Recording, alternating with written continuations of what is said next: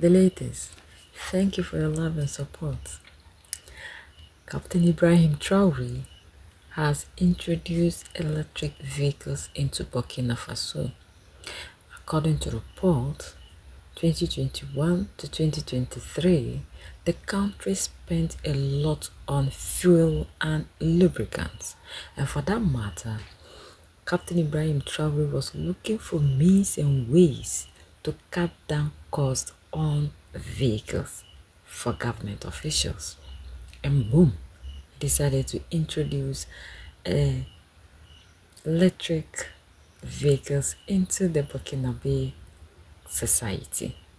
And this is to also improve healthcare for the people, because we know when there's traffic jam, the kind of things that comes out of these cars are not good for our health.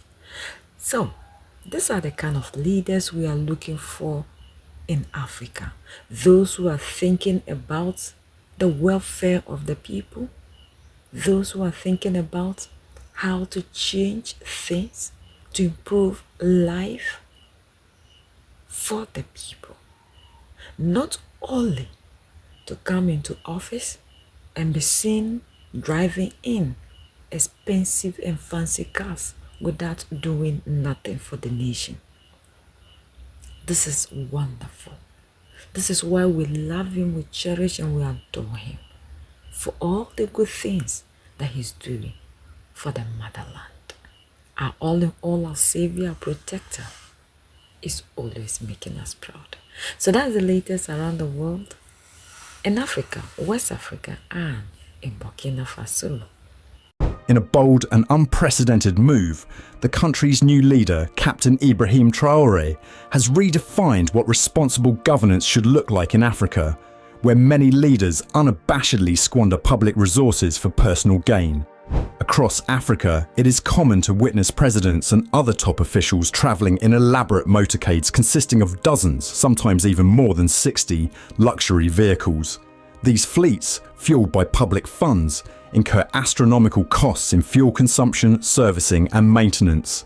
Despite these extravagant expenses, these same leaders often fail to deliver significant progress on the ground, leaving citizens to suffer from poor infrastructure, inadequate healthcare and failing education systems.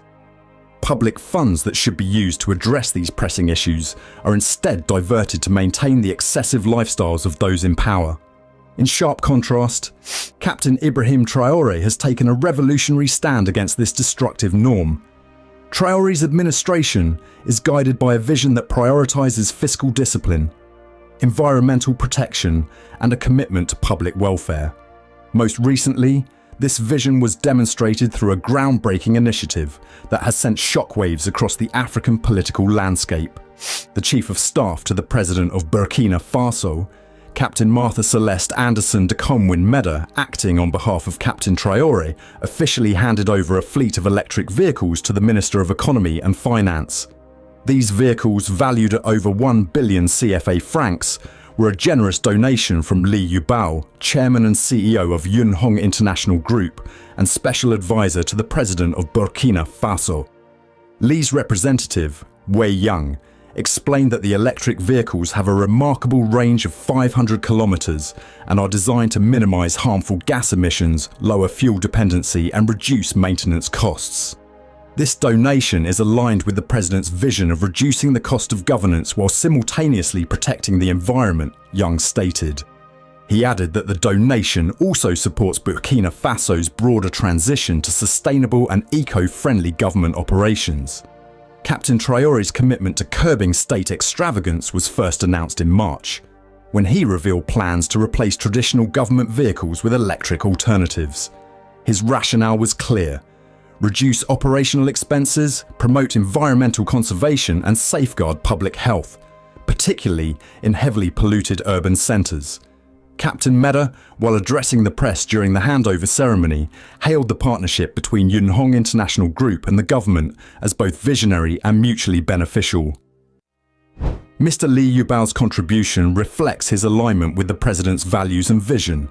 So far, 30 of the pledged 53 electric vehicles have been delivered, with the remainder set to arrive soon. These vehicles represent not only a reduction in emissions, but also a tangible step toward creating a more efficient and eco-friendly governance model, she stated. Looking to the future, Captain Meda shared exciting developments about an industrial unit for assembling electric vehicles locally. This project, spearheaded by the Burkinabe Fund for Economic and Social Development in collaboration with a startup, aims to begin assembling fully locally made electric vehicles by early 2025. This initiative is expected to stimulate the local economy, create jobs, and foster technological innovation. The Minister of Economy and Finance, Abubakar Nakanabo, upon receiving the fleet, underscored the government's commitment to using these vehicles as a testament to its dedication to reducing state expenses and protecting the environment. He assured the public that this measure is only the beginning of a broader effort to reform governance and redirect public funds toward meaningful development. Captain IBRAHIM Traore's leadership exemplifies what is possible when public funds are treated as a sacred trust rather than a personal entitlement. By prioritizing the well-being of citizens, fiscal responsibility, and environmental sustainability, Burkina Faso's leader has provided a roadmap for what honest and forward-thinking governance can achieve in Africa. At a time when many leaders in the region face growing criticism for their mismanagement, Traore's actions stand as an inspiring challenge to the status quo. IBRAHIM Traore, at just 36 years old, is also emerging as one of the most effective and visionary leaders in Africa. His age, nearly half that of many other African leaders, belies his profound impact. While others continue the cycle of attending summits, seeking loans and aid that often vanish into private coffers, Traore is demonstrating what true leadership looks like. A commitment to transformation, self-reliance, and prioritizing the welfare of his people over rhetoric or personal gain. Burkina Faso, long overshadowed on the global stage, is undergoing a revolution under his leadership. One that is practical, determined, and rooted in common-sense solutions. IBRAHIM Traore defies the typical mold of a young, inexperienced leader. He is neither a naive idealist nor a leader lost in ideological battles over colonization and imperialism. Instead, he is proving to be a pragmatic and solutions-driven leader who understands that action, not empty rhetoric, is what Africa needs. By focusing on long-term infrastructure projects, economic independence, and human development, Traore has set Burkina Faso on a transformative path that other nations would do well to emulate. One of Traore's most defining initiatives has been his bold reforms in Burkina Faso's gold mining sector. Previously, despite being one of the world's largest producers of gold, Burkina Faso lacked a domestic refinery. This forced the country to export raw ore to Europe for processing, robbing it of revenue and job creation. Traore identified this glaring issue and acted decisively, commissioning the construction of a gold refinery that will process the country's gold locally. This initiative will create significant employment opportunities, increase Burkina Faso's share of the profits from its own natural resources, enhance its position within Africa's gold market. Furthermore, Traore has suspended the licenses of foreign mining companies that have historically exploited Burkina Faso's resources while giving little back to the nation. For the first time, Burkina Faso is retaining control over its wealth, ensuring that its natural resources benefit its people instead of foreign powers. Traore's vision extends far beyond gold. He understands that infrastructure is the backbone of economic transformation, and he has launched ambitious projects to modernize Burkina Faso's transportation networks. One of the most notable is the $420 million international airport in Ouagadougou. Traore's approach to infrastructure mirrors models used in global success stories like Dubai, where connectivity and modern facilities have attracted investment and transformed economies. He aims to replicate this strategy, positioning Burkina Faso as a key player in African trade and tourism. These projects are not just about physical connectivity, they symbolize Traore's commitment to creating opportunities for every corner of Burkina Faso and fostering an environment conducive to economic growth. Traore's attention to detail is unparalleled. For instance, he addressed the contradiction of Burkina Faso exporting tomatoes while importing tomato paste, an economic inefficiency that stifled local industries. In response, he commissioned the construction of a tomato processing plant, which will reduce import dependency, generate jobs for local farmers and factory workers, and enhance food security for the nation. This move reflects Traore's broader vision of industrializing Burkina Faso by adding value to its raw materials, ensuring the nation reaps maximum benefits from its agricultural and mineral wealth.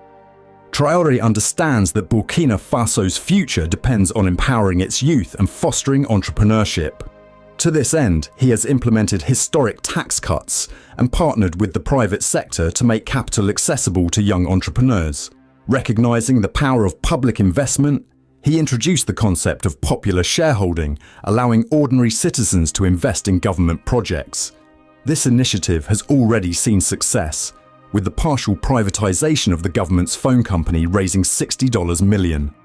Funds that have been redirected to critical development projects. By giving citizens a stake in their nation's progress, Traore is not only raising funds for development, but also fostering a sense of national pride and collective ownership. While Burkina Faso faces significant security challenges, Traore has made it clear that development cannot be ignored.